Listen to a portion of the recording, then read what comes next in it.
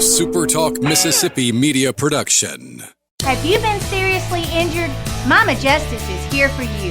Our medical team partners with top-notch doctors, surgeons, therapists, and urologists, ensuring a comprehensive recovery journey. If you've been injured, call Mama Justice today. We're here for you. This is Gerard Gibert, and thank you for listening to MidDays here on SuperTalk Mississippi. MidDays with Gerard Gibert is on the air. MidDays with Gerard Gibert is powered by C-Spire. Power your home or business with C-Spire Fiber. To learn more, visit supertalk.fm/C-Spire. C-Spire Fiber powers SuperTalk Mississippi.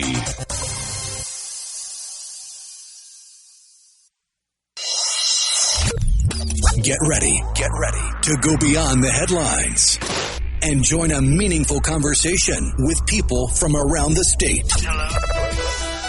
You're listening to MidDays with Gerard Gibert here on SuperTalk Mississippi.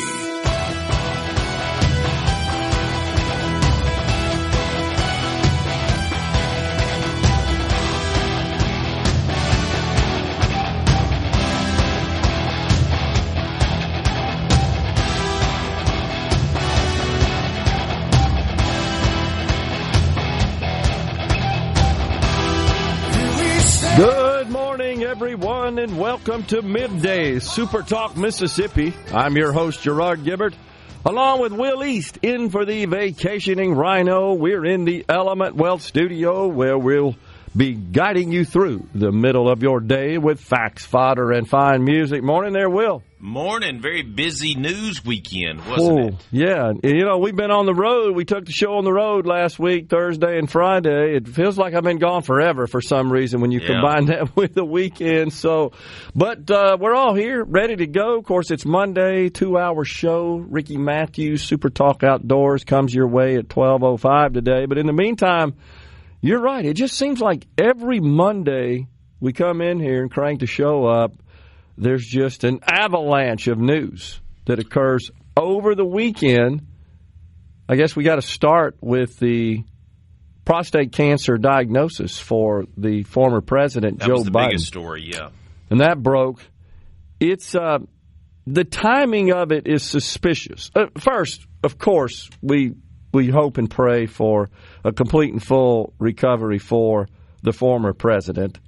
It's a tough situation to deal with. You know, when you get on up there in age, you know that's always a possibility. Prostate cancer is very common in males, recommended to get screened at the age of 50 and beyond. The simple blood test, PSA test, indicates whether or not there's a possibility. There are some acceptable ranges for that blood test. But there certainly, when you get to a point where you got stage 4 and it's metastatic, and it typically does first spread to the bone, goes into the lymph nodes and finds bone. That's how prostate cancer specifically metatastasizes, is first to the bone. And there's all kinds of treatment. I mean, it's unbelievable, the advances in technology. Like all other cancers, it's key to catch it early. Well, the fact that he's got stage 4 and it's metastatic, it's virtually impossible for that not to have been detected years ago, honestly. Yeah.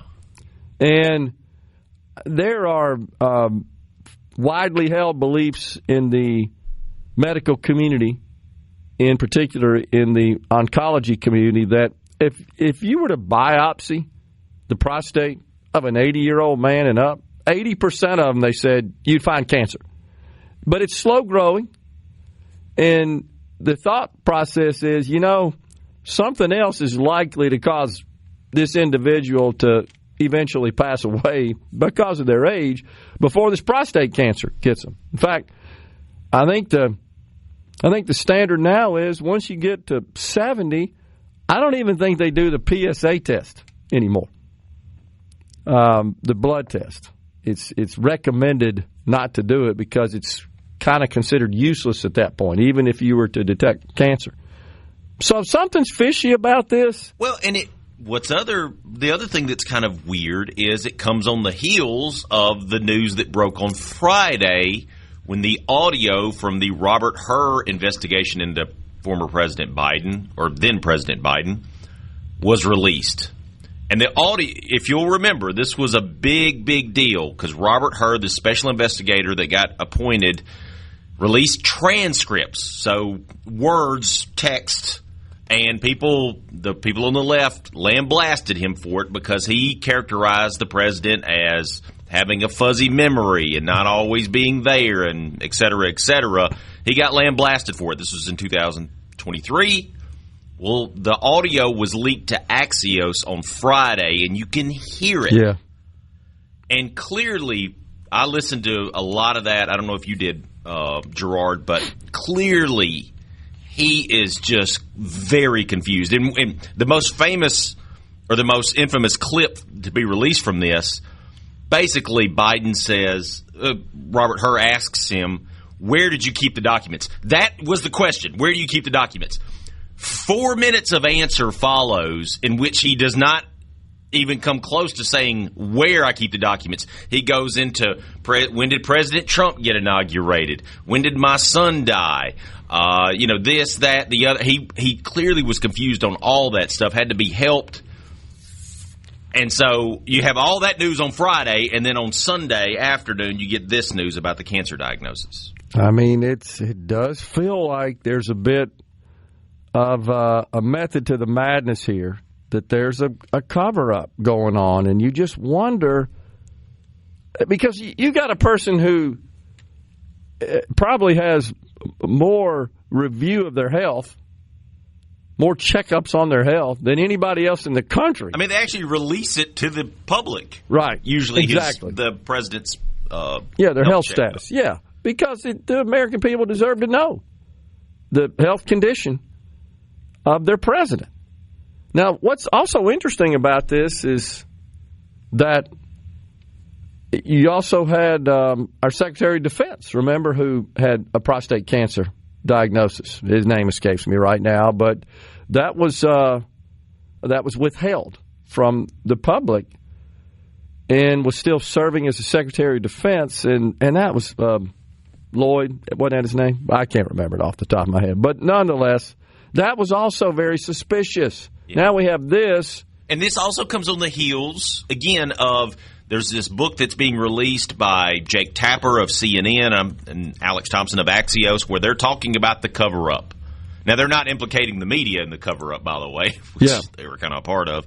They're talking about the White House aides. That book has just been released, and it's been a hot topic of conversation.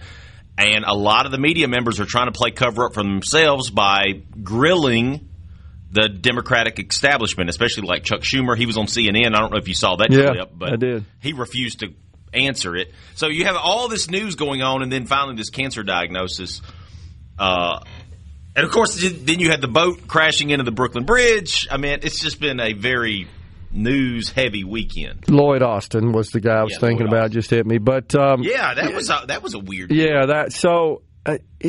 This would be the biggest playing of the American people scam of all time if it turns out that the administration covered up, withheld, concealed an aggressive cancer diagnosis of the president, because more than likely it was detected around the time he became president or possibly even prior, even given the aggressive nature. That's just the way prostate cancer works. There's no way that just like happened last week. You show up, not the president. Now, someone who doesn't get tested, sure. And that's the problem, is men don't get tested, and then they show up, and there's something going on, and they go to the doctor, and they find, you got prostate cancer, and you've let this go. We didn't know about it. Now you're at an advanced level, and the treatment is more difficult, if not virtually impossible. So it's like all cancers. We've got marvelous technology and medical treatment for almost all cancers, but it's key to, of course, detect it early. And the same is with prostate cancer, which is very easy to detect. It's just unlikely that He just literally showed up last week and said, "Oh yeah, I got stage 4 metastatic prostate cancer." That's just inconceivable, honestly. And it's disturbing. It will be disturbing if we ultimately find out that it was withheld from the American people. If that's the case, and I don't want to get ahead of ourselves here, but this applies to the fact that they ran this guy for president and then pushed him to run for re-election until they finally said after that debate, yeah, this ain't going to work. But all the way up to that point, but all throughout his presidency. And I sent you some sound. We'll play it in the program later today. But all throughout the presidency, those around him were constantly clamoring, "Oh, he's sharp as a tack. You can't keep up with him." You remember all that stuff? Absolutely. And what's and even that's more, a cover-up. And you know what? After that Robert Hur transcript got released in 2023, Biden himself came out and damned. He sure did. Robert Hur, saying, "How dare you accuse me of not being able to remember?" Well, the audio clearly shows that he didn't remember when his son died. But that was prior to the release Yes. of the audio. The audio is empirical evidence and very damning, if you will. We're stepping aside for a break. We're just getting started on Middays. It's Gifford Briggs, American Petroleum Institute representative for the Gulf Coast region at 11:05. Once again, we're in the Element Wealth studio. Stay with us.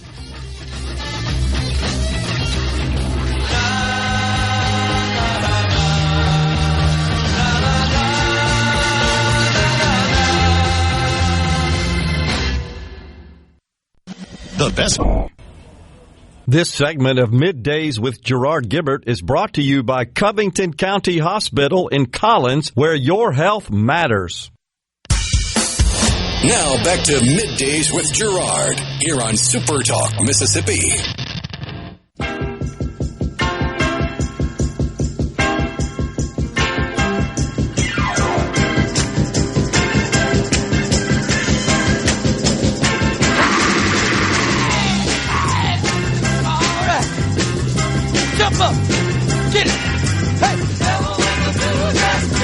Welcome back, everyone. It is Middays. So this just looks like a cover-up. It really does, and it's disturbing that this country would have to endure that. That's just so counter to American traditions, values, and standards. This is the kind of stuff that happens in so-called banana republics, not in the United States of America. I mean, think about it. The president was not healthy. No, and exactly.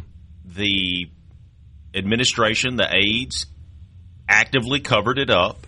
Yep. Media members went along with it. Either took the aides at their word or knew about it and helped cover it up. Yep. And now they're trying to wash their hands of it. The media is, at least. It's insane. It's disturbing. Gerard, everybody saw it. Yeah, everybody knew it. Cheap fakes. That just blows my mind. And they kept telling us that, just go away. It was just super gaslighting is really what it was. Man, oh man, really disturbing and disappointing. It just disappointed in our government in general that they would keep stuff like this from the public. But it's a function, I believe. The left always likes to lecture us about greed, corporate greed, and all that sort of stuff. This is the most egregious form of greed, and that is political greed. It was selfishness, anything and everything to capture control of the White House and then get this guy in, prop him up, conceal the truth, play the charade, gaslight the country. That's exactly what they did. And it's scary to think about this is the person that is in charge of the country. It's just incredible. And then you listen to what little audio has been released at this point. You just can't believe that this guy was actually in charge, in the center of power in the White House. He could hardly form sentences that with any coherence for sure. Couldn't recall details.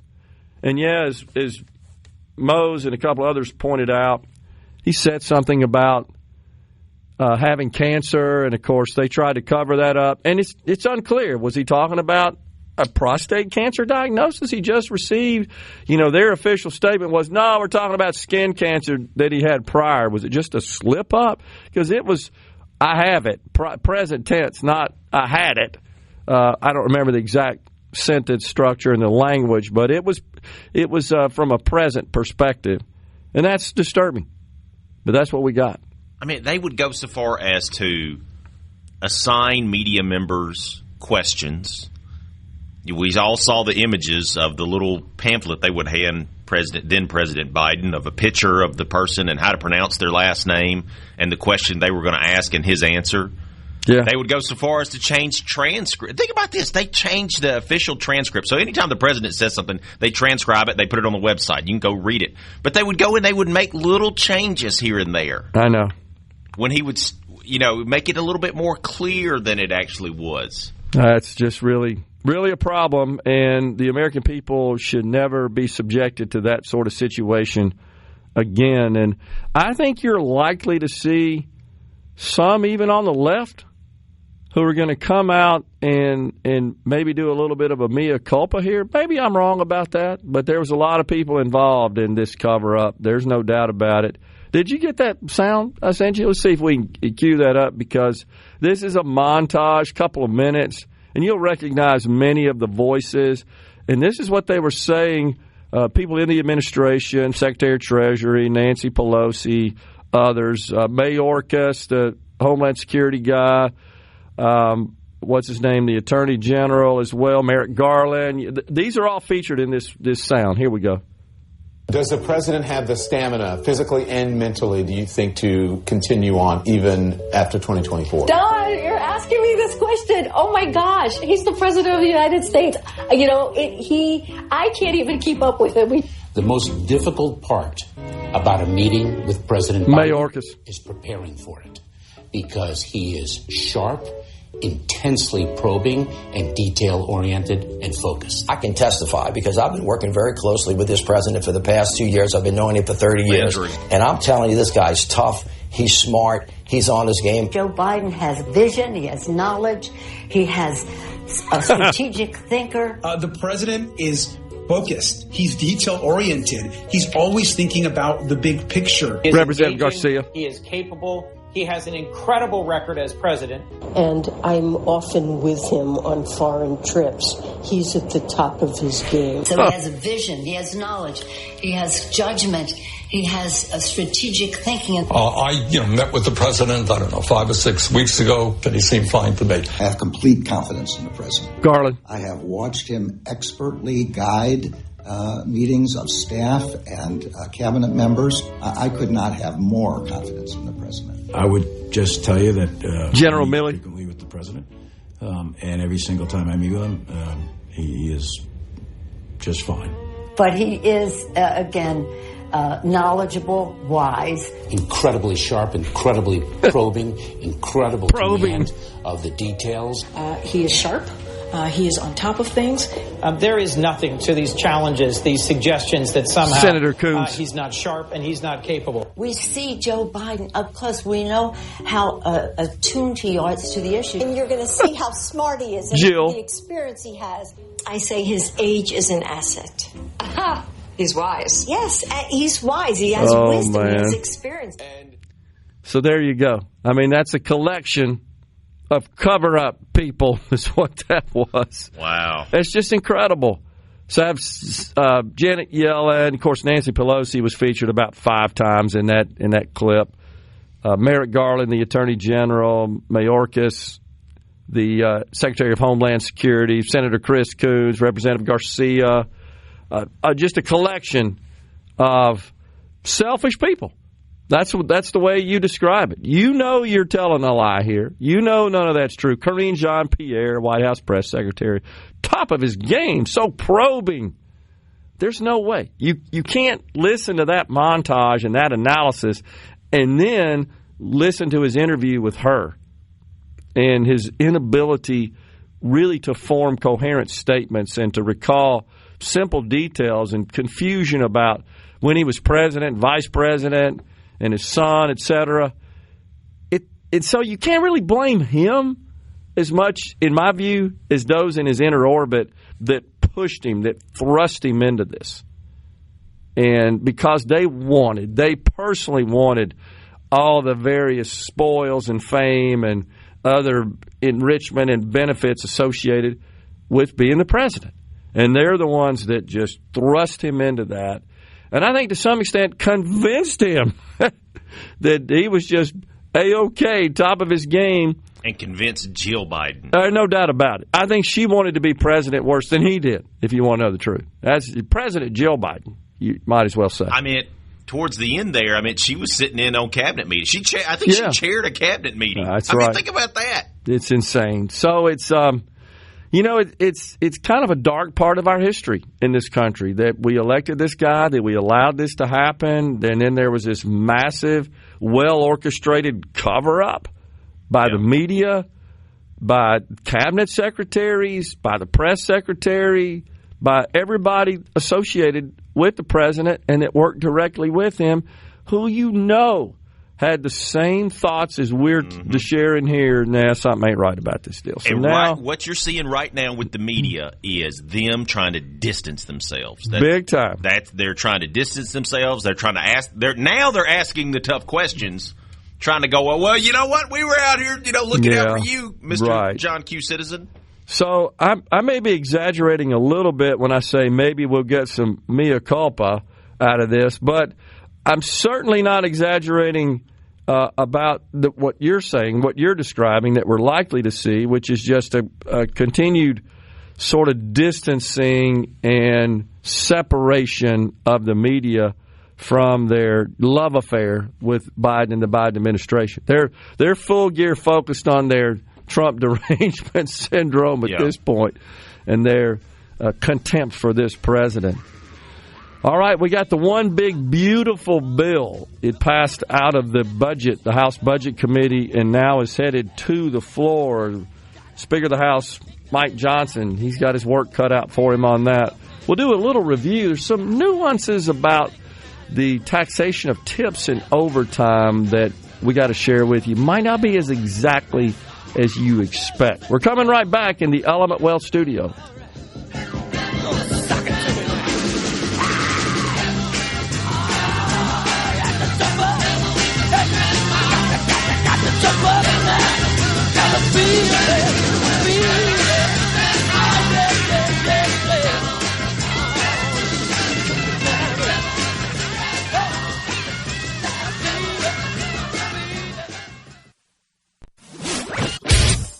You're listening to Middays with Gerard Gibert, here on SuperTalk Mississippi.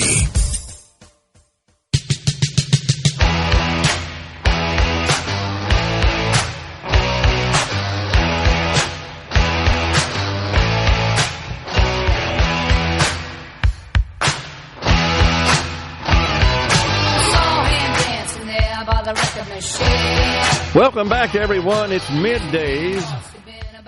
We are in the Element Wealth studio. Are you thinking about or planning for retirement? Do you have a plan? Go to myelementwealth.com or call 601-957-6006 to let Element Wealth help you find your balance between income, growth, and guarantees. Don't forget the C Spire text line is open, 601-879-4395. So, Moody's went ahead and joined the other two credit rating agencies and downgraded the credit of the United States, citing concerns about continuing deficits and interest costs.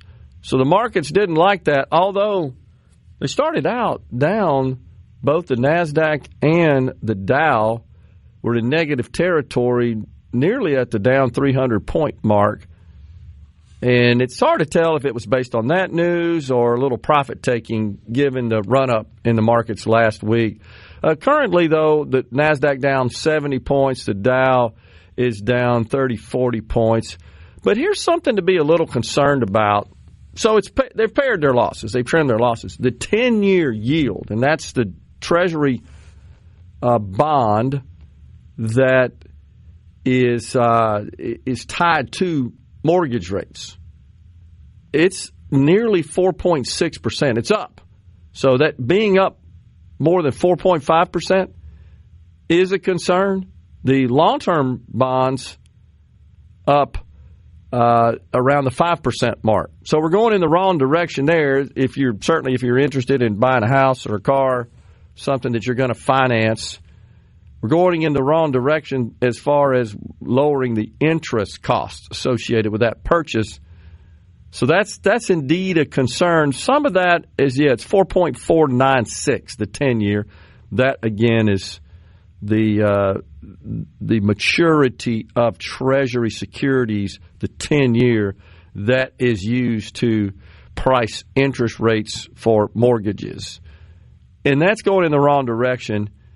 It's largely thought that because consumer sentiment still remains down. Americans in recent polls say they're still not feeling good about their situation. They don't see that inflation has cooled significantly. They are concerned about the impact of tariffs on their future buying power. So all that's figuring into what has been one of the worst consumer sentiment studies. The University of Michigan does that on a periodic basis for quite some time. So I think that consumers are saying, I need to see more relief in the grocery store. I need to see more relief at the gas pump. I need to see mortgage rates come down, et cetera, before they feel better about their situation. All of that's kind of figuring in to what's going on with the markets, and certainly with respect to interest rates.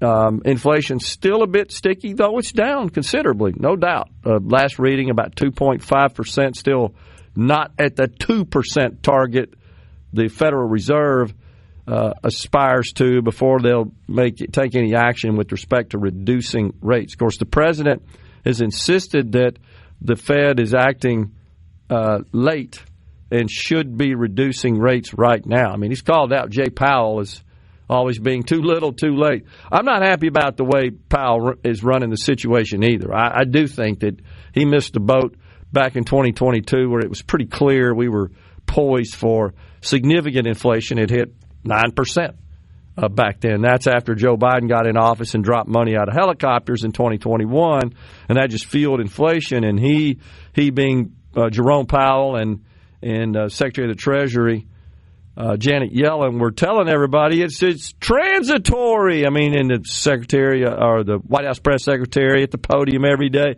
we're not worried about this, it's transitory. Well, they were all wrong.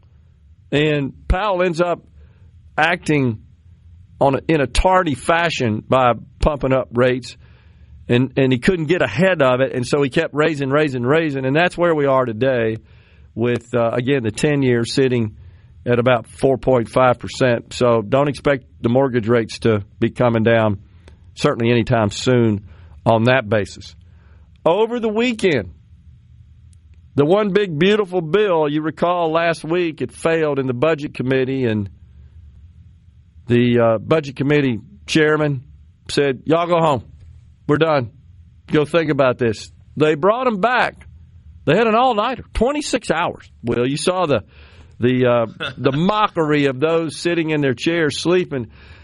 But in fairness to them, they were up 26 hours. I think most of us would likely maybe doze off a little bit if you're up 26 hours straight. So really, the finger ought to be pointed to, again, just the delay in addressing this, necessitating 26 hours. A vote-a-rama, if you will. And the Democrats just kept introducing amendment after amendment after amendment. It was insane.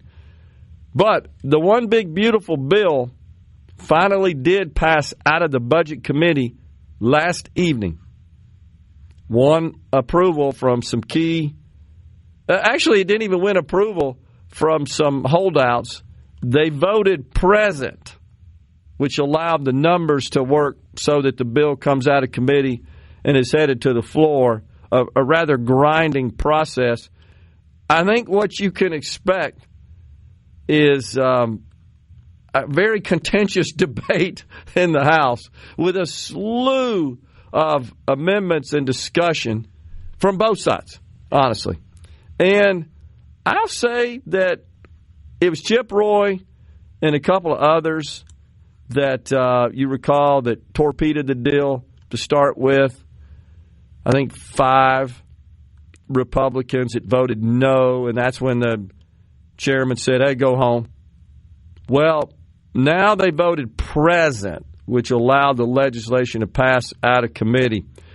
You know, I got to tell you, I stand in Chip Roy's court here, and here's why. He's the one that said that there need to be more spending cuts included, and there was a couple of other budget hawk rabble-rousers as well that were holding out for a better bill. Well, one of those areas is Medicaid. You've heard this, that Medicaid was on the chopping block. We started talking about this a year and a half ago when I felt like if you look at all the possibilities for and prospects for cutting spending, there are some opportunities to cut the Medicaid program because nobody's going to touch Social Security and Medicare. You can't mess with debt interest. The president wanted to increase spending on defense. Then you got the whole rest of government. Well, there are some cuts in there, but they're offset by the increases in the spending on defense, so that's a wash. So it pretty much relegates you to the Medicaid program. And what Republicans have stressed for quite some time is the imposition of work requirements for those able-bodied adults on Medicaid. That doesn't apply in Mississippi because that able-bodied adult coverage group is what is known as Medicaid expansion. 10 states haven't expanded, Mississippi being one of them. So it wouldn't affect us. But what the Republicans have included in the bill is, in fact, a work requirement. Now, you recall, Will, the debate last year in our legislature. The House passed a Medicaid expansion bill, and it went down to the Senate, and they ultimately couldn't get together, couldn't get anything done, but there was a call for work requirements in associated with the expansion coverage group as a requirement. And the House said, okay, we're gonna get a waiver for that because you couldn't do it under the law without getting a waiver from CMS, the agency that runs the Medicaid program. And the concern was that, well, the Biden administration is not going to give you a waiver. They don't support work requirements. And the House said, yeah, but we're going to try, and even if we don't get it, we're still going to enact the legislation. It's still going to be implemented. And the Senate said, no, we're not going to do that. We got to have a work requirement or the thing doesn't get implemented. Well, that didn't even get touched this year in our legislature, largely because of the uncertainty around what the federal government was going to do with Medicaid. Well, here we got it. Now we know. So here's the deal. There is a work requirement for the able-bodied adult population included in the One Big Beautiful Bill for Medicaid. Here's the problem, though. It doesn't go into effect until 2029, when the president's term is ended. And what's likely to happen then? Maybe not likely. I don't want to jinx it. How about possible? That the Democrats are in control. So guess what would happen? Oh, yeah, we're repealing that. So Chip Roy says, no, we need to make that go into effect immediately. I support Chip Roy in this effort. That makes sense to me. So that's why he held out, but he and the others voted present, which allows the legislation to get to the floor. So now the fun starts because you're going to see some up and down votes on a slew of amendments on the floor for the whole body, not just the committee. And we're going to know where folks stand on all these various thorny provisions, such as Medicaid work requirements. And bet your bottom dollar the Democrats will go to the well and talk about how many people are going to die if we impose a Medicaid work requirement. Coming right back in the Element Wealth studio.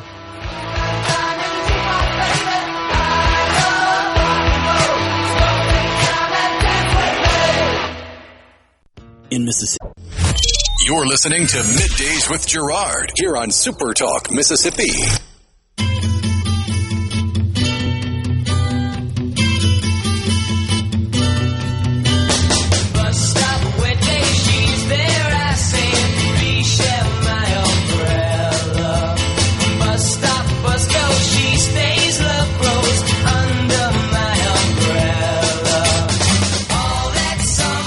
That's Alan Clark on lead vocals, The Hollies. What a great tune that is. So we got a second. Tell us about your. You're now a drummer. Oh my gosh. Use that term very loosely, right? Are you going to leave us to go on tour? Negative. It's been 40 years since I played the drums, and the House of Representatives has formed a band called the House Band, very appropriately.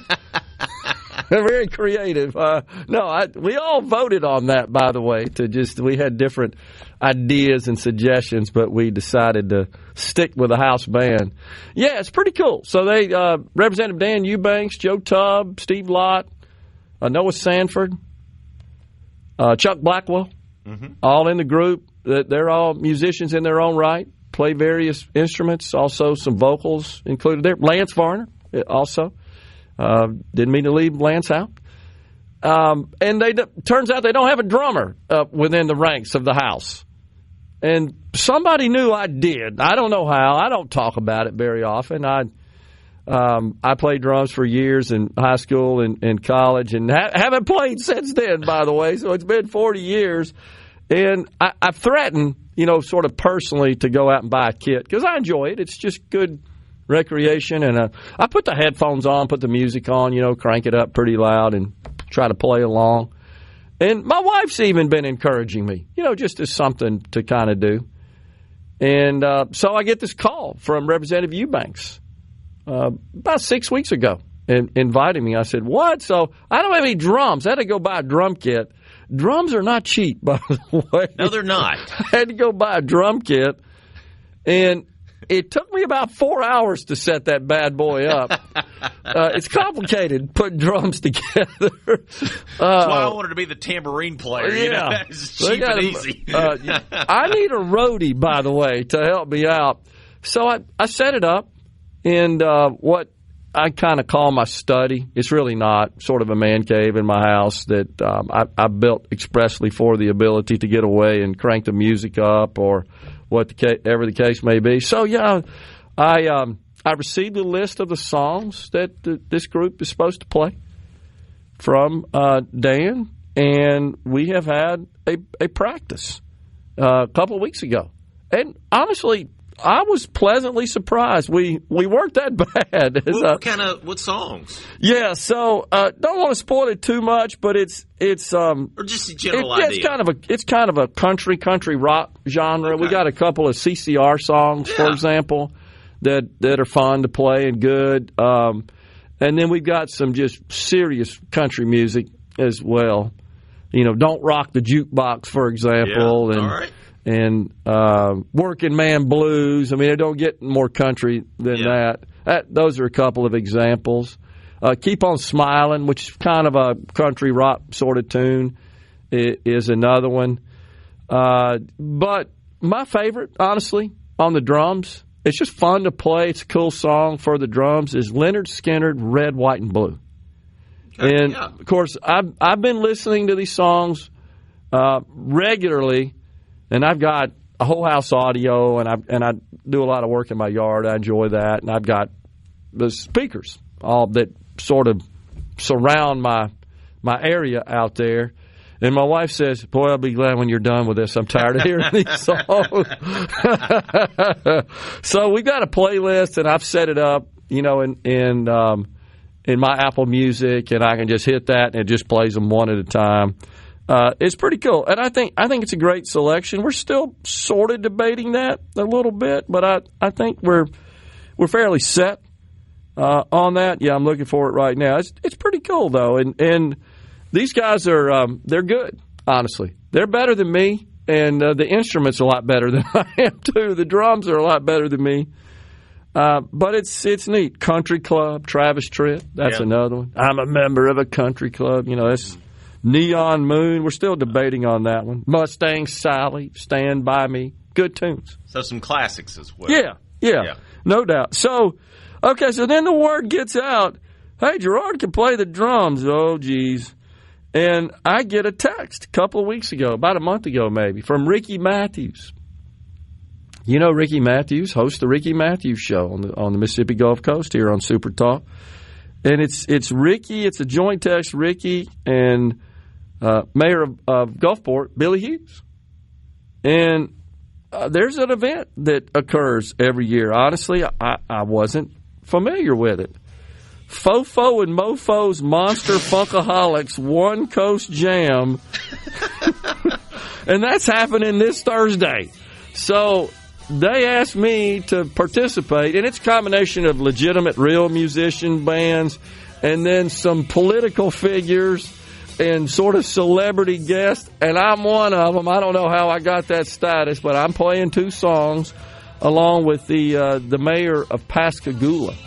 And that's coming up Thursday. We have practice on Wednesday. So, and I've been practicing those 2 songs. I hope I don't embarrass myself or the group. But that's the story there. It's going to be fun. It really is. We're coming right back. There you go, the Hollies. Great tune. We're coming right back in the Element Wealth studio after Fox News and SuperTalk News. It's Gifford Briggs with the American Petroleum Institute. Hour of Middays with Gerard Gibert is brought to you by the Mississippi Business Journal. Visit msbusinessjournal.com. Scott Coopwood, publisher and president. Welcome to the show that challenges you to think deeply and look beyond political posturing. You're listening to Middays with Gerard Gibert here on SuperTalk Mississippi.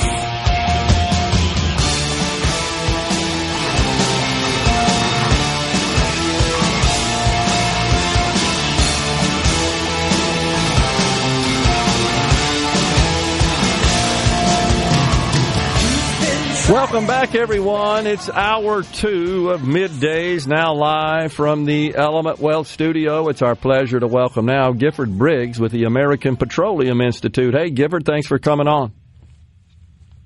Thank you. What an exciting music intro right there. I mean, it's a Monday, and that'll get your blood flowing right there. I love that. Man. Well, we kick off each of the 3 hours with a little Journey music because I'm a big Journey fan. So that's kind of the trademark there. I love it.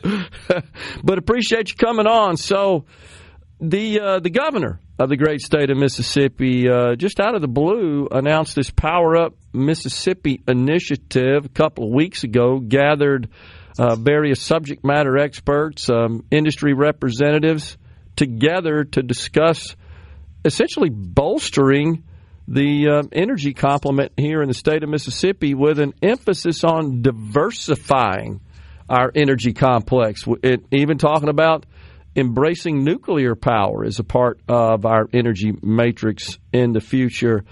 As you well know, this artificial intelligence revolution is demanding lots of power. So how do we look there?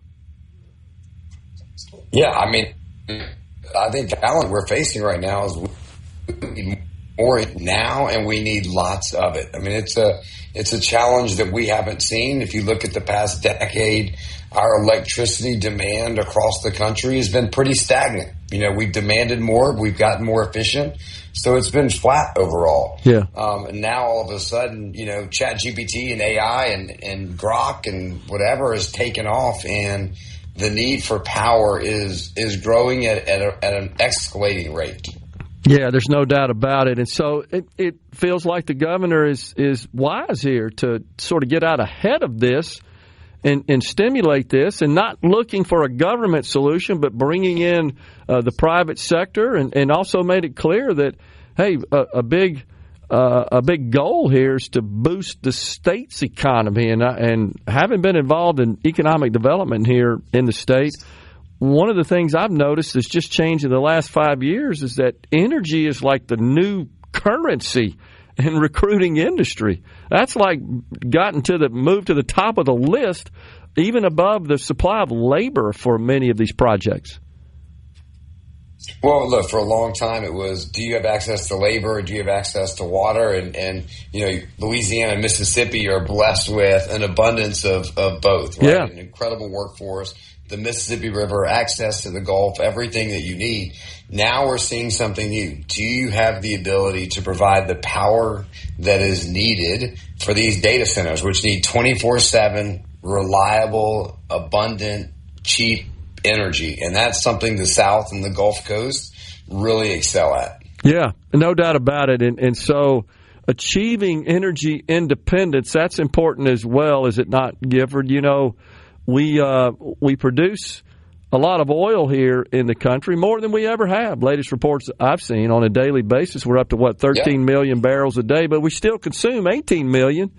And we also have this chemistry incompatibility problem with our refineries and the category of oil that we produce, especially with this fracking technology. And now the president has rescinded many of the regulations the Biden administration put in place, which makes our coastal waters more accessible for oil and gas exploration, as well as just federal lands, et cetera. But we're still shipping a lot of that overseas for refining. Isn't that correct? That's correct. I mean, you know, there's a lot of talk about energy independence, but I think ultimately the goal is energy security, right? Can we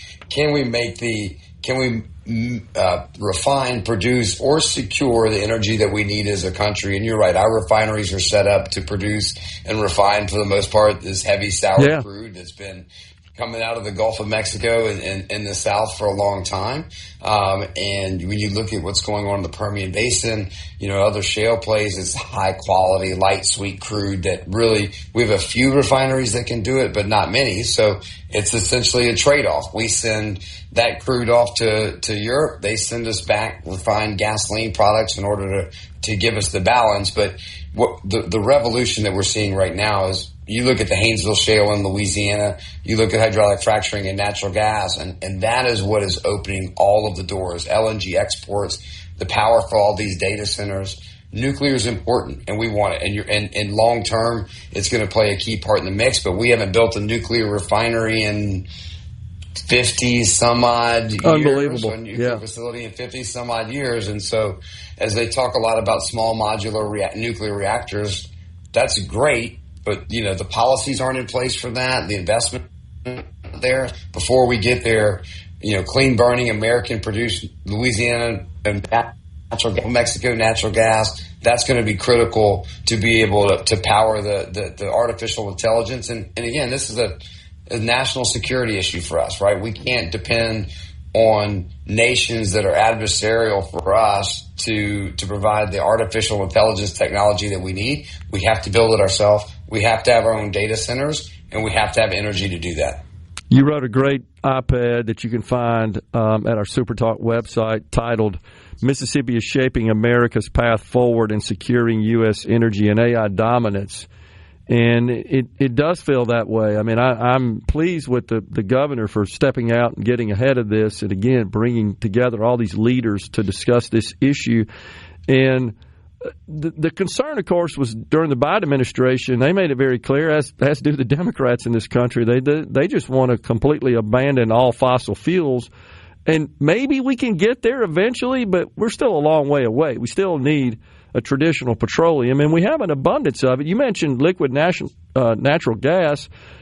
As I recall, the Biden administration early on put policy in place that prohibited the export of that, right, from certain areas like Pennsylvania, which is rich with liquid natural gas, and President Trump has rescinded that, and that's flowing again. Yeah, they were stopping export the permitting of export facilities at the same time where our European allies were being shut off from Russia because of the war over there, and we're left in a situation where they weren't going to have the energy. And so it was only because of the export facilities that we were able to support our allies in Europe when they were being shut off from energy. And so, you know, we need to continue to export, you know, American energy progress around the globe where we can. We need to continue to develop the resources. The reason why, you know, Facebook and Google and these companies are looking to states like Mississippi for AI development is because we have the pipeline infrastructure. We have the resources that we need, the energy to be able to support those. Whereas you look at other states in the Northeast, you mentioned, you know, Pennsylvania, they have an abundant supply of natural gas. They can't build a pipeline to bring it into New York, and New York has to import the natural gas. So it's very very difficult for them to put a data center there when they don't have the resources. So the South, once again, is poised to rise up and meet the energy demands for our country, this time providing the energy that the data centers that are needed to power the AI revolution. And we've got natural gas-powered turbines as well, do we not, that are being used to produce electricity, and that's being used a lot in new electrical generation projects. Well, that's 100% right, and that's what a lot of these data centers are looking at. They're saying, you know what, build a pipeline, put a natural gas power plant right there on site to be able to provide the energy that these data centers need. Because, look, our grid, the grid reliability is the concern, and one of the things that this, the governor's energy task force is looking at, what do we need to do to our grid in order to grow it, improve it, and to meet the next generation. And so we can only put so much stress on our grid before we need new supply. And natural gas and building a natural gas power plant for these data centers is a great way to do it. We got a couple of power providers in Mississippi, and Entergy and TVA, that account for probably 3/4 of all the energy produced and consumed, electricity certainly, in the state of Mississippi, and they seem to be all on board. I mean, they're making investments, and Mississippi is a place where you can get through the permitting process pretty rapidly. They're making tremendous investments in new power generation and transmission. Well, 100%. This is a growth opportunity for the traditional utilities that they haven't seen before, right? You get really excited when you put on a power plant, or a new industrial facility. These data centers and the amount of energy that they consume and need for it 24/7 is a great growth opportunity for the utilities, and it's also creating opportunity for new players to come into the space to be able to provide, off the grid power, and in places where maybe it couldn't otherwise be done. Yeah, it's pretty exciting, really. I think the future is bright, certainly for, as you say, not only Mississippi, but the entire South. This is where we've got some key assets that will carry us into the next wave of economic development, and I think we'll see massive investments here. Gibert, appreciate you joining us. That was insightful, and folks, go read the op-ed. Mississippi is shaping America's path forward in securing U.S. energy and AI dominance at SuperTalk Mississippi. Thanks, Gibert. Appreciate it. Appreciate it. Y'all have a good one. You too. We're coming right back in the Element Wealth studio.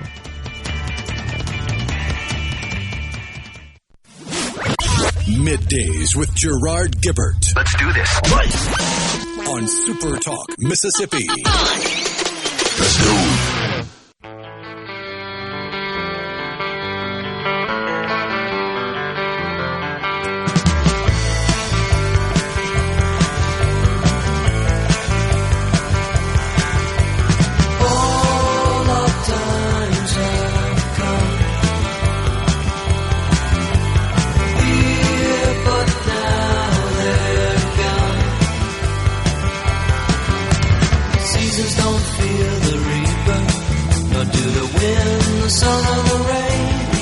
Welcome back, everyone.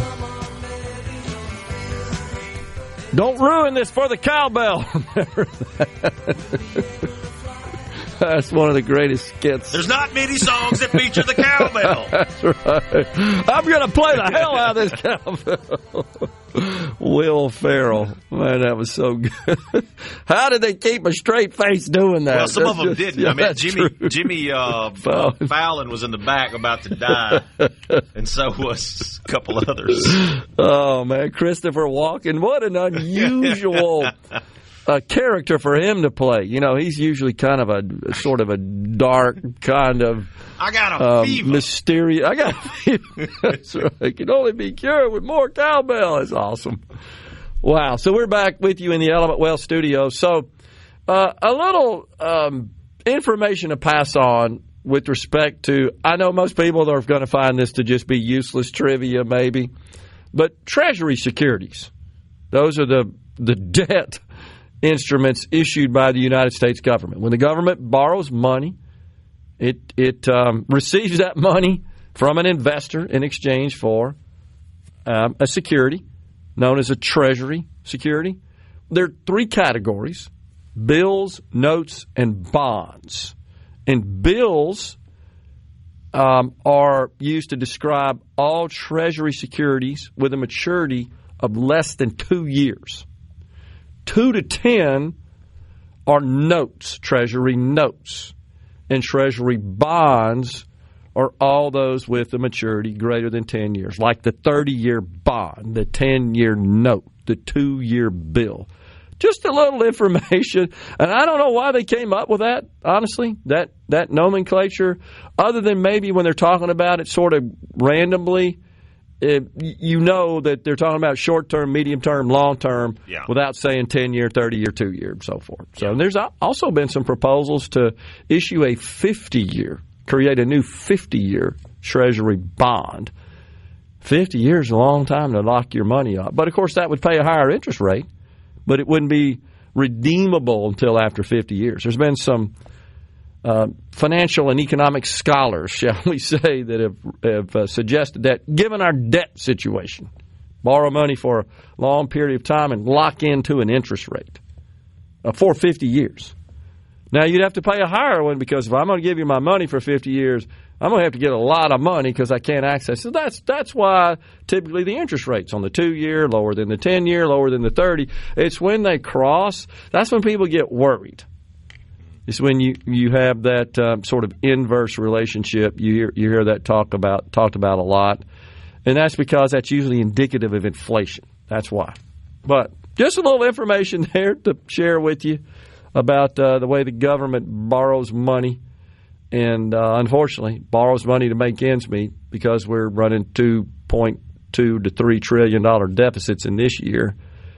And we were discussing earlier the one big beautiful bill that went through, and it turns out that it was 4 Republicans that voted present that just last Friday, voted nay. Chip Roy, Andrew Clyde, Josh Breachin, and Ralph Norman voted present. They changed their votes from no's on Friday, and that is allowing the bill to come out of the Budget Committee, and the Rules Committee will hold its meeting this week, sometime midweek. It is expected that we'll tee up a vote on the floor by the end of the week. Now, I shared with you earlier that there's a bit of nuance associated with the exemption for the tax on tips. This was one of the campaign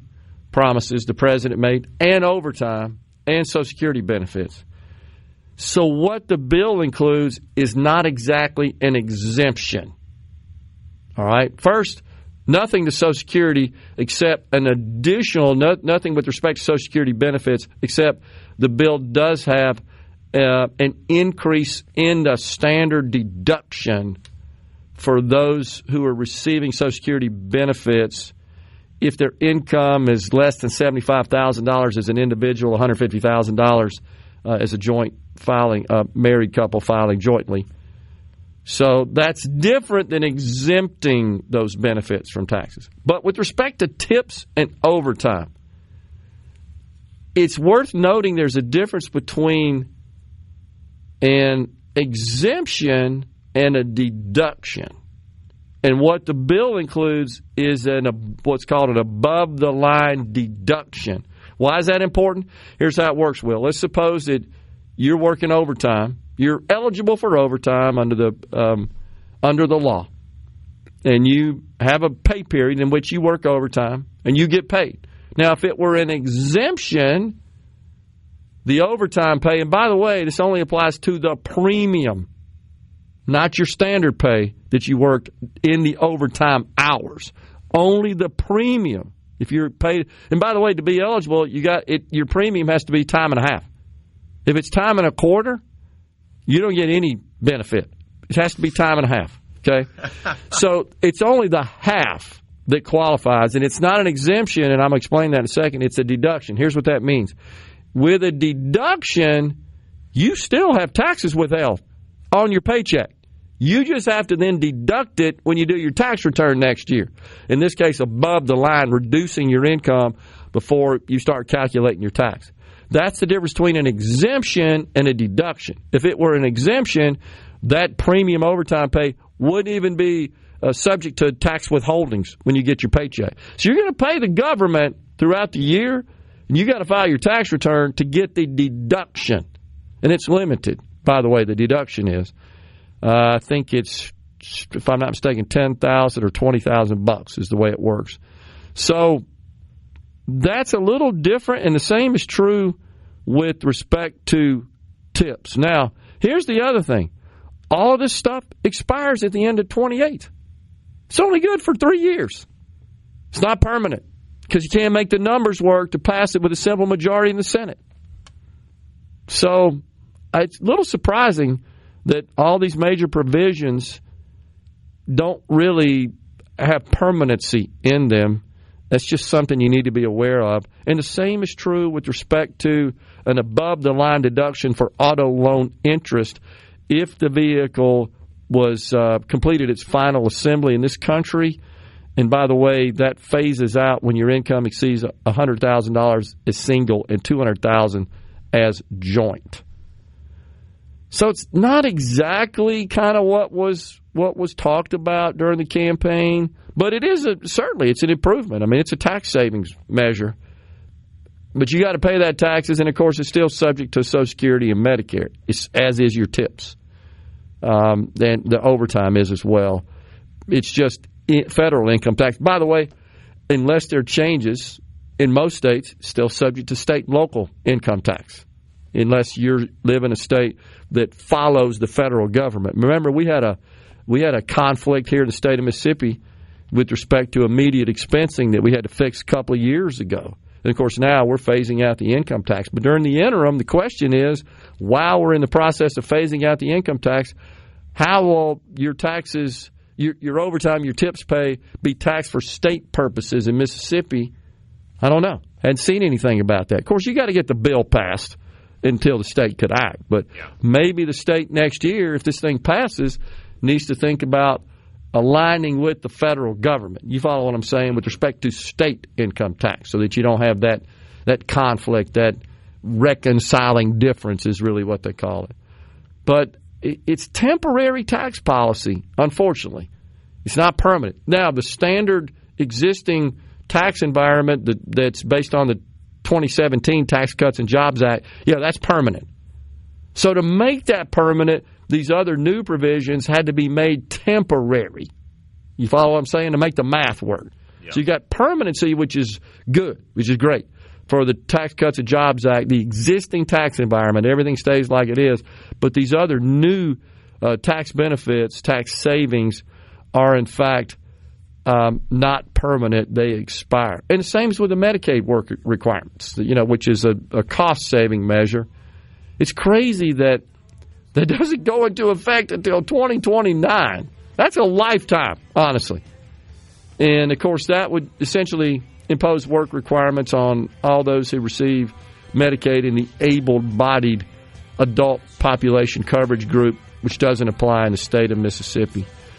But there's going to be more demand for more changes, I feel, even though these 4 Republicans, these budget hawks, which I applaud, said, we'll let this thing come out of committee. I don't think they're done. I think we're going to see more debate. Coming right back in the Element Wealth studio.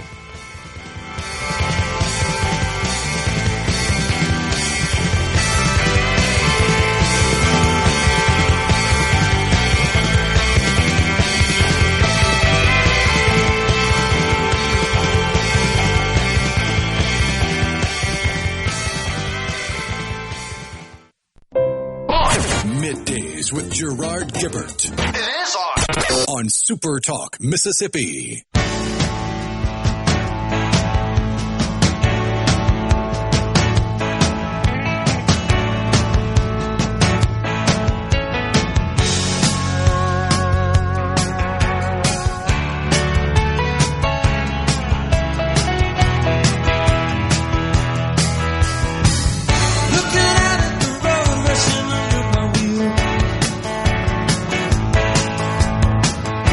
Welcome back, everyone. You're tuned into MidDays. We're in the Element Wealth studio.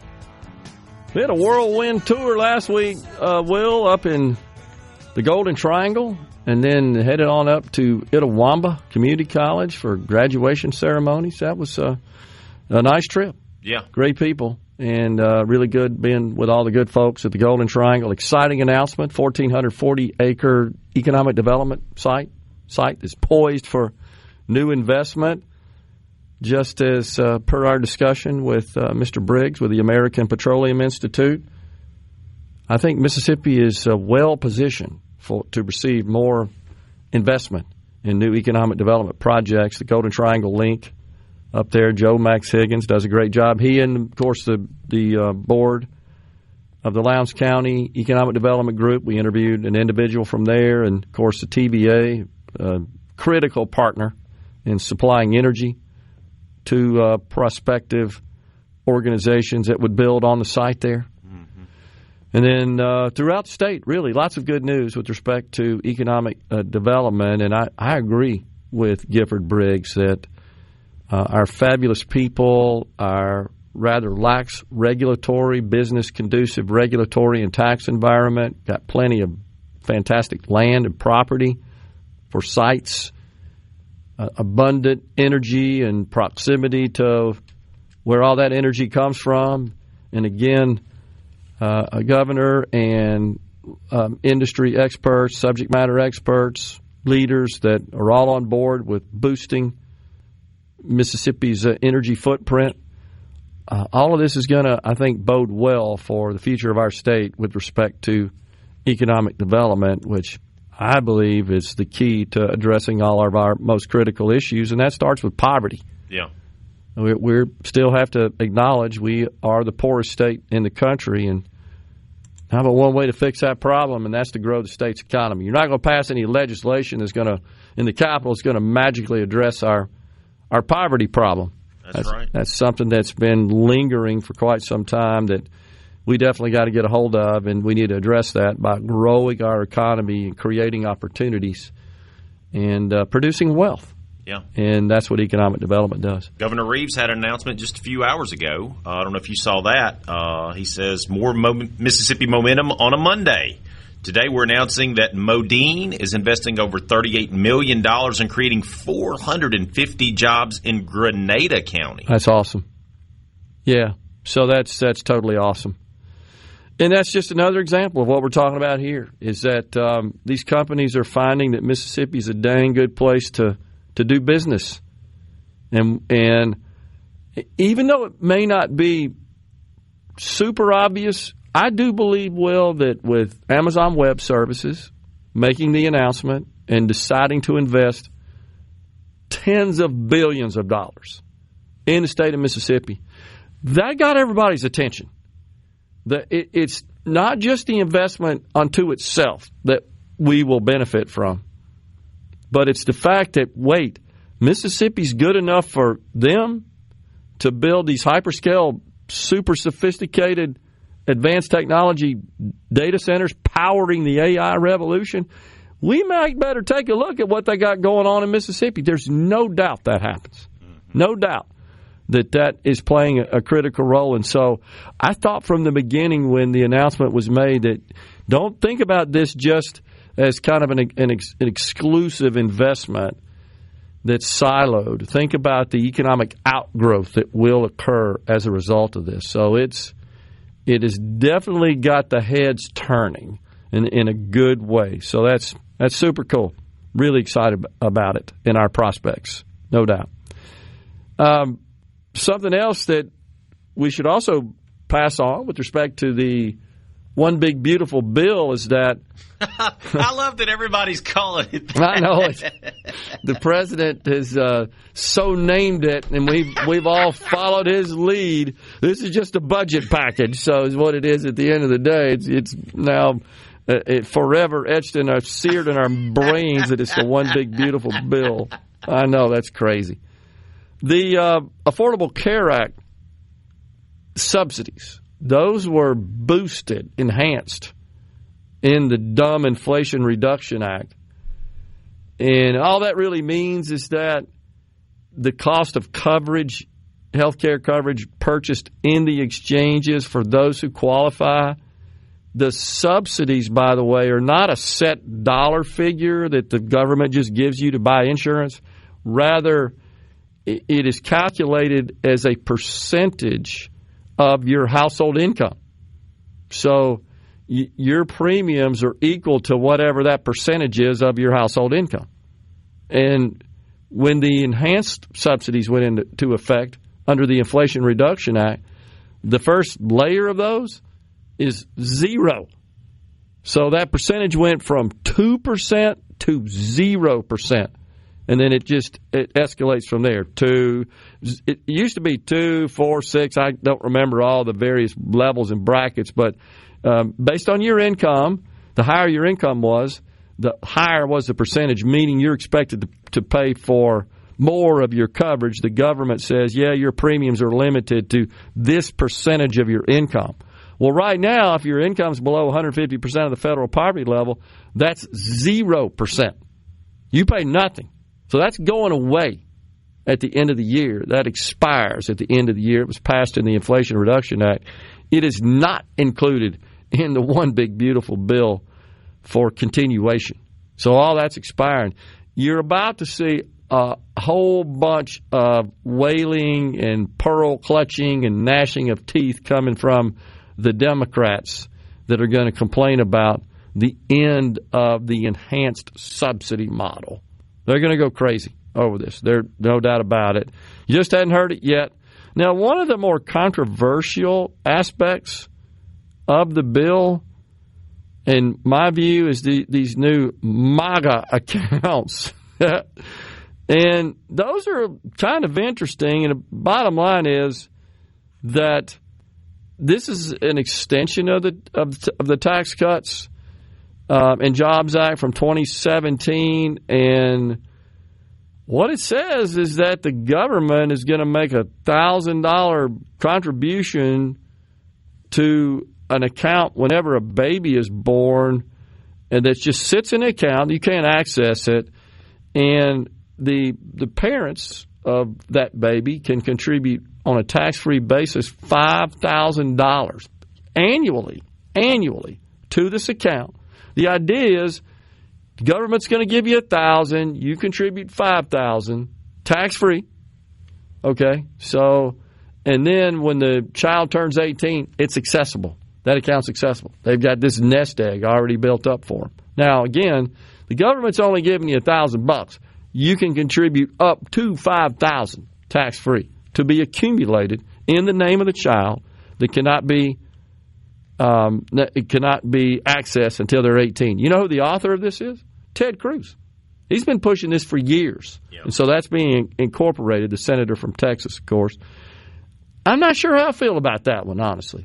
I'm not opposed to the tax exemption or the after-tax contribution, the $5,000. I don't know if I agree with the government just giving everybody $1,000 when they have a child that they can't access. Now, it's not instant money. Just be clear about that. Yeah, because that's an issue if it was instant. That'd be a huge problem. People have proposed, encouraging marriage by giving, because that's another issue, by giving money to people, and that's been kind of poo-pooed. That's what some other countries have done. Hungary, specifically. Hungary, yeah. Yeah. But, yeah, I think not being able to access it, I think helps, would cut down on the fraud. Because it's generally what you worry about is, the first thing is the fraud. The other thing is you can't, yeah. You'd have to borrow we don't have any money, obviously. Yeah, so keep in mind. But it would, for some people, I think it might help, but it's not, the problem is that it's no immediate help. Yeah, and to accomplish that, what the bill includes is an increase in the child tax credit from $2,000 to $2,500. So that certainly helps a little bit, but children are expensive. And with both parents working a lot of times, and the cost of child care, to be honest with you, it's a barrier. Yeah, no doubt. And now the Democrats have been talking about free child care program to those who would qualify, not just child tax and child care tax credits, but we'll just pay for your child care. as a way to address that issue. And, of course, one of the concerns is that we're not reproducing, we're not propagating to the level we need to. Elon Musk has actually said, if we don't start reproducing more, we're going to run out of people. He's actually said that. And it is true that the birth rate's way down. Japan, China, they're all struggling with that phenomenon. We're coming right back with the final segment of Middays. Stay with us.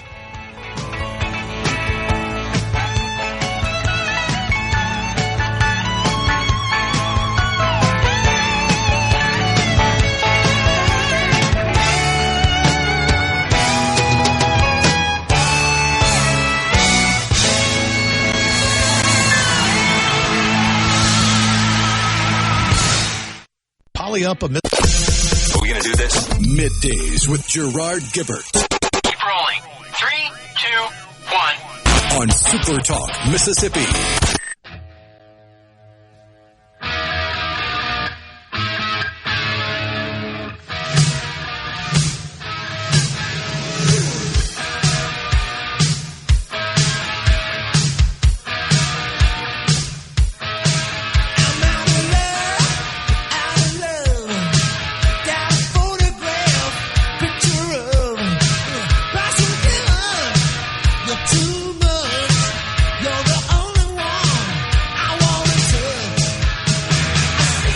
Welcome back, everyone. A little Def Leppard.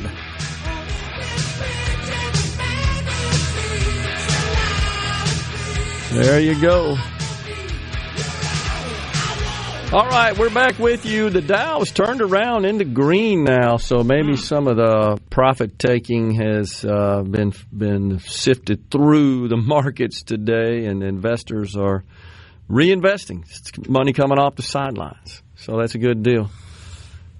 They're Democrats. Do you expect anything else? They wouldn't know the truth if it slapped them upside the head, I think is what was meant there. And that's really talking about this cover-up. What I think appears to be a cover-up of Joe Biden's prostate cancer diagnosis. It broke over the weekend, and, of course, it was in advance of books coming out and the video reports that include sound, which clearly reflect that the president was struggling from a mental acuity perspective, and they didn't want that out while he was president, or at least for a time, a candidate for re-election. Amanda from Pike County, they tried to cover it up. Everyone could see something was wrong, whether they wanted to admit it or not. Yeah, I agree. We played for you the montage earlier today featuring many in Biden's inner circle there that just maintained he was just at the top of his game, sharp as a tack, and detailed-oriented and probing and all that sort of crap. And that clearly wasn't the case. Gary in the Berg says, perhaps a plot to make Harris the president. Biden steps aside if he wins re-election and she is unelected president. I mean, anything's plausible, Gary. I don't know. It's kind of in the rearview mirror now, but I think what we got to take from it is we can't allow high-ranking people in our government and the media to be so disingenuous. That doesn't serve the country. In fact, it harms the country. You got to be honest about everything, painfully honest. Even when the news is bad, you got to get it out there and address it. And they refuse to do it, I believe, in the name of political selfishness and political expediency. And that's a sad state of affairs in the country, in my view, that we've gotten to that point where there's such a desire, such a strong coveting of public office. Shouldn't be that way. It's now beyond true service. Yeah. And I think it's because they seek the fame, the spoils, the notoriety, the power, the limelight. They just can't imagine life without that. And I think that's what's going on here. Brian and Madison, the Democrats are excellent minions. They are all in and on the same script and playbook. They're pretty good about that. I agree, Brian. The only way they could look worse is if they were saying the same lines word for word. Sometimes they do, as you know. Well, it's like, oh yeah, this is what we've tested, right? These are the words, these are the phrases, this is the language that works. Go out there and promote that. Oh, you see it when the talking points go out. No, big time. This is what happens when you have people that hate one man more than they love their country, says Johnny in West Point. Agree. What would happen if we got rid of the Federal Reserve? We'll have to get that on another day. That's a complicated question, but I get it. Ben from Madison says, I really hope they address the SALT deduction, too. The red states shouldn't be subsidizing the high-tax blue states, which was the original idea, Ben, when the SALT deduction was limited to $10,000 in the Tax Cuts and Jobs Act. This draft, as it stands right now, increases that to $30,000, and that has been met with the chagrin of many in the Republicans in the high-tax blue states. And the idea was, well, if we take away this complete full deduction and limit it to $10,000, maybe these states will get their act together and lower their taxes. Unfortunately, that did not happen. On the C-Spire text line concerning my drummer gig here, Freebird. I'm going to be, by the way, I told you that on the coast playing this coming Thursday. I believe that's going to be at Centennial Plaza, if I'm not mistaken. And that's the One Coast event. That ought to be a whole bunch of fun. So, yep, Centennial Plaza in Gulfport. I'll be playing with the mayor of Pascagoula, Jay Willis. Will be featured on the couple of tunes we'll be playing as well. Gerard's third career, rock drummer. Man, I don't know about that. And someone asked, Stephen Madison, what drum kit I got. I got DW, 5 shells, 3 zildjian cymbals, and then, of course, a hi-hat. Man, those things are expensive. There ain't no doubt. But it's good stuff. A lot better than I am. Ricky in Aberdeen was talking about the announcement you shared with us, Will. Modine and Grenada. Appreciate that. Karen in Oxford said, other than 2-cent lower gas prices for about 5 minutes. Folks, we're out of here today. Back with you again tomorrow. Until then, please stay safe and God bless everyone.